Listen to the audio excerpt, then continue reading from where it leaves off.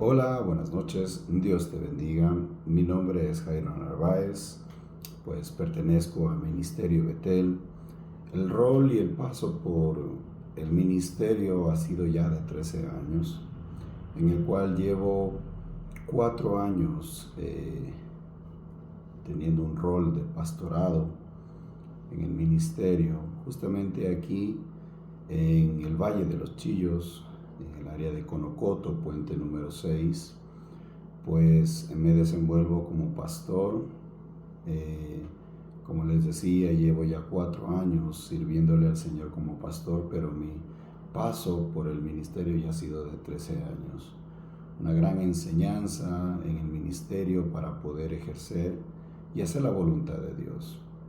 El día de hoy, mi hermano, yo quiero darte una palabra. Yo quiero enseñarte algo profundo dentro de la palabra de Dios, y es la suficiencia de la palabra de Dios, de la escritura de Dios. Me ha llamado mucho la atención el libro de Timoteo. En 2 de Timoteo capítulo 3, versos 16 y 17, el texto nos habla acerca de que toda la escritura es inspirada por Dios y útil para enseñar, para redarguir, para corregir, para instruir en justicia, a fin de que el hombre de Dios sea perfecto, eternamente preparado para toda buena obra. Dentro de todo esto, los fundamentos en base a la suficiencia, y la palabra mismo lo dice, suficiente. La palabra lo es todo. La palabra, la escritura del Señor es suficiente en nuestras vidas. No le añade algo que sea humano a la perspectiva del hombre, y no le quita tampoco. Entonces es suficiente. La inspiración y la autoridad de la escritura en nuestras vidas es que toda la escritura es inspirada, viene del aliento mismo de Dios, tiene una autoridad suprema y divina. Por eso en Mateo capítulo 24, verso 35 dice: el cielo y la tierra pasarán, mas mis palabras no pasarán. La Biblia se entiende como un documento divino humano, cuya autoridad no depende del tiempo ni la cultura, sino del Dios que la reveló, la escribió. Entonces, mi amado hermano, pues yo quiero enseñarte en este tiempo la importancia, el fundamento de la palabra. Y no es nada casual de que hoy estamos leyendo la palabra de Dios. Y dice la palabra que es útil. ¿Sí? La utilidad de la palabra pues nos enseña, nos redarguye, nos corrige, nos instruye. Tiene una guianza segura. En Salmos, el libro de Salmos me encanta, en el capítulo 19, versos 7 y 8, dice: la ley de Jehová es perfecta, que convierte el alma. El testimonio de Jehová es fiel, que hace sabio al sencillo.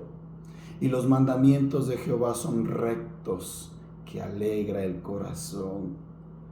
El precepto de Jehová es puro, que alumbra los ojos. ¡Wow! Lámpara a mis pies son tus palabras, y lumbrera mi camino, dice la Biblia en Salmo 119, verso 105.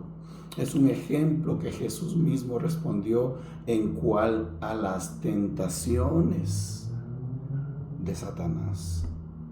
Y es un tema claro que en el libro de Mateo nos habla acerca de esta realidad que vivió Jesús. Este acontecimiento que vivió Jesús cuando Satanás vino, estando Jesús terminando pues su ayuno de 40 días y 40 noches. Vino Satanás a quererse aprovechar de la condición que estaba Jesús después de ayunar tanto tiempo. Pero Jesús viene. En el verso 4 del capítulo 4 dice: escrito está. Todo lo que vaya a acontecer en tu vida tiene que estar escrito en la palabra. Y Jesús nos lo enseña, nos revela a través del acontecimiento para nuestras vidas y cualquier acechanza del enemigo que venga a molestarnos, a inquietarnos, nosotros tenemos que aplicar la palabra, porque escrito está, no solo de pan vivirá el hombre, sino de toda palabra que sale de la boca de Dios. Entonces, nuestra ayuda, nuestra guía, nuestro enfoque, nuestro corregir, nuestro instruir está a través de la palabra. Nos vamos al verso 7 y dice, escrito está también, no tentarás al Señor tu Dios. Qué interesante y qué impactante, porque todo lo que Jesús le dice a Satanás está escrito. Y por último, en el verso 10, dice, entonces Jesús le dijo, vete, Satanás, porque escrito está, al Señor tu Dios adorarás y a Él solo servirás. ¡Wow! Esto es impactante porque el mismo Jesús nos enseña que la autoridad para la acechanza del enemigo que se vaya de nuestras vidas está escrito en la palabra. Cuando uno tiene alguna pregunta, cuando uno tiene algún problema, lo primero que hace es ir a ver verdades insuficientes, verdades en las cuales a la vez son mentiras. Por eso dice la palabra, y conoceréis la verdad y la verdad os hará libres. Y la palabra me dice que Jesús es el camino, la verdad y la vida.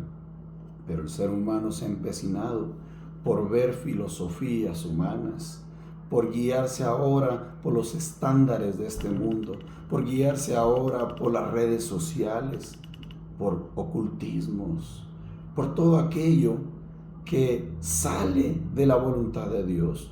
¿Por qué? Porque se han negado a aceptar la palabra de Dios, se han negado a revisar la palabra de Dios, se han negado a instruirse a través de la palabra de Dios. Algunos solamente con decirle Biblia lo niegan todo. No me venga con eso, yo no estoy para eso. Pero sí hay otras cosas que le influyen, que le atraen, que le apasionan, pero a la verdad son caminos de muerte, dice la Biblia. Y la finalidad de la suficiencia de la palabra al creyente y a la iglesia, mi hermano, dice, a fin de que el hombre de Dios sea perfecto, enteramente preparado para toda buena obra. Segunda de Timoteo, capítulo 3, verso 17. Pues la escritura es suficiente para salvación. Romanos 10, 17 dice, así que la fe es por el oír, y el oír por la palabra de Dios.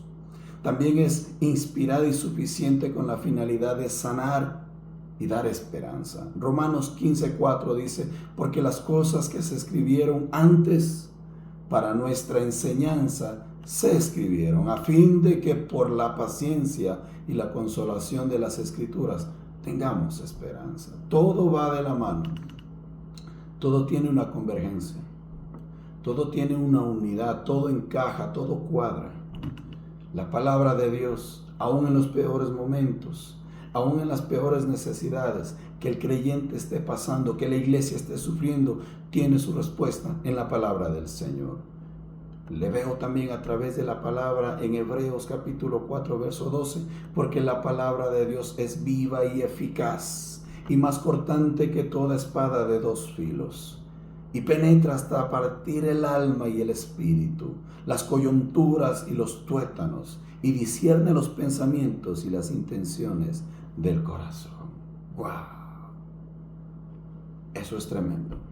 La vida del creyente, el proceso de la iglesia, el crecimiento de la iglesia, tiene que entender que sin la palabra de Dios no podemos existir, no podemos surgir, no podemos levantarnos, no podemos conocer la verdad. Porque la verdad siempre nos va a hacer libres. La verdad siempre nos va a hacer libres, mi hermano. En el ministerio tenemos que hacer énfasis de todo lo que influye la palabra del Señor en nuestras vidas. En el libro de Hechos, capítulo 20, verso 32. Y ahora, hermanos, os encomiendo a Dios y a la palabra de su gracia, que tiene poder para sobreedificaros y daros herencia con todos los santificados. ¡Wow! Eso es tremendo. Eso es una promesa, es un aliento, es una esperanza. Dentro del ministerio tenemos que entender que no estamos solos, no lo podemos hacer solos, pero sin embargo Dios está ahí para darnos la enseñanza, para guiarnos a través de su palabra y sobre edificar sobre nuestras vidas.